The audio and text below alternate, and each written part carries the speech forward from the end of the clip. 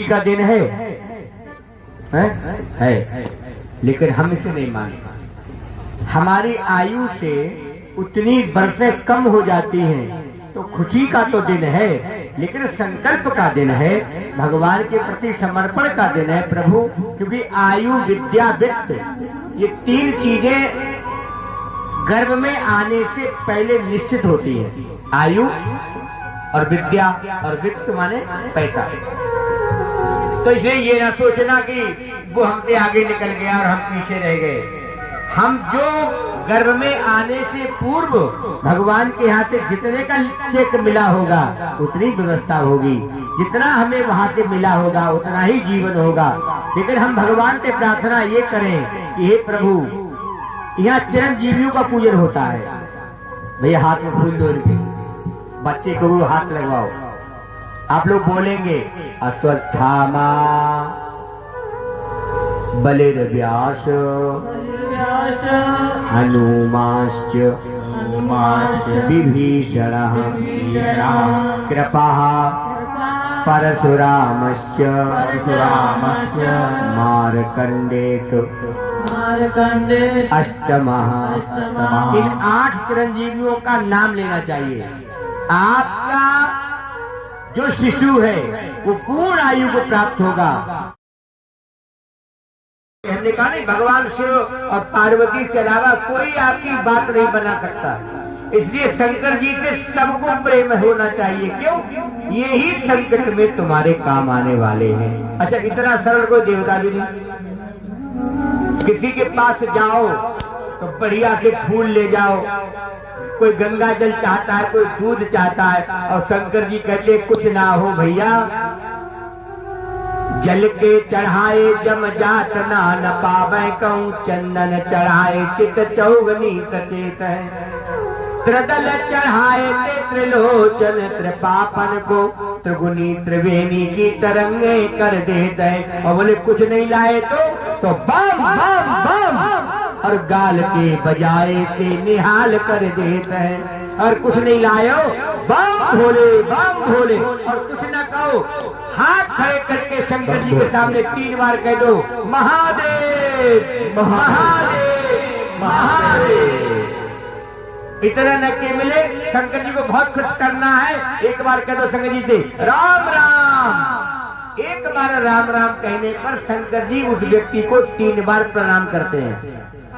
राम नाम बहुत प्रिय है। अब आप क्या करते हो? आप तो भगवान जाने क्या कैसे कैसे जन्मदिन मनाते हो, एक करते हैं। और आगे से जब भी आप लोग जन्मदिन मनाएं तो जितनी वर्ष का हो गया उतना दीपक जलाएं और एक विशेष दीपक जलाएं। उन दीपक का बच्चे से पूजन कराएं और भगवान की आरती उतारें। और एक ही बात कहें, प्रभु ये जीवन ज्योति हमारी जो तूने मुझे दी है वो तेरा तुझको अर्पण कर रहा हूँ। और जितनी मेरी जीवन की ज्योति है, इन ज्योति को ऐसे ही जगमगाते रखना और हमें अपने चरणों में लगाए रखना। ऐसी कामना भगवान से करेंगे तो बच्चा भी समझेगा। अब बच्चा तो इस चक्कर में है जल्दी केक काटो तो गिफ्ट मिले, आज की बड़ी समस्या हो गई है। इसीलिए आप लोग जन्मदिन कब मनाते हैं? डेट पर। कोई दोष नहीं है। क्यों? डेट पे ले लो, कौन सी तिथि आ रही है, लेकिन जन्मदिन तो डेट पर मनाते हो और जन्मपत्री कब बनवाते हो? तिथि से।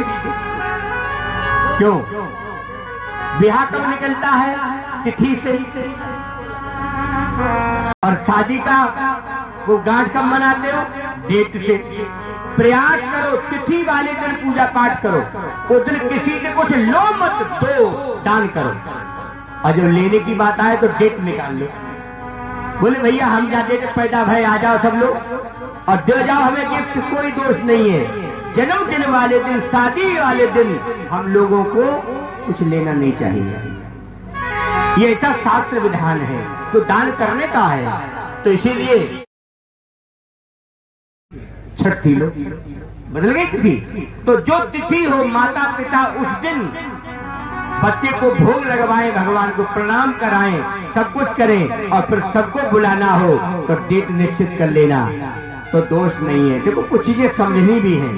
हम लोग नहीं समझ रहे हैं। पहले के लोगों के पास कुछ नहीं था, शांति थी, सुख था। आज के लोगों के पास सब कुछ है, सुख और शांति नहीं है। क्यों? हमने अपना धर्म चेंज कर लिया, हम शास्त्र विरुद्ध काम करने लगे, हम मर्यादा रहित काम करने लगे, तो उसका कोई फल नहीं होता है। आप मनमानी करोगे तो कोई भी संस्कार कराओगे, उसका फल नहीं मिलेगा। ये जो है, जो धर्म के विरोध में है, जो भगवान की कही हुई वाणी का विरोध करता है, जो ब्राह्मण का अपमान करता है, बोले नहीं ब्राह्मण की कोई जरूरत नहीं होती पूजा पाठ में। और आजकल यही हो रहा है, हारमोनिया सीख ली तो सुंदरकांड का पाठ करने पहुंच गए, कदापि नहीं।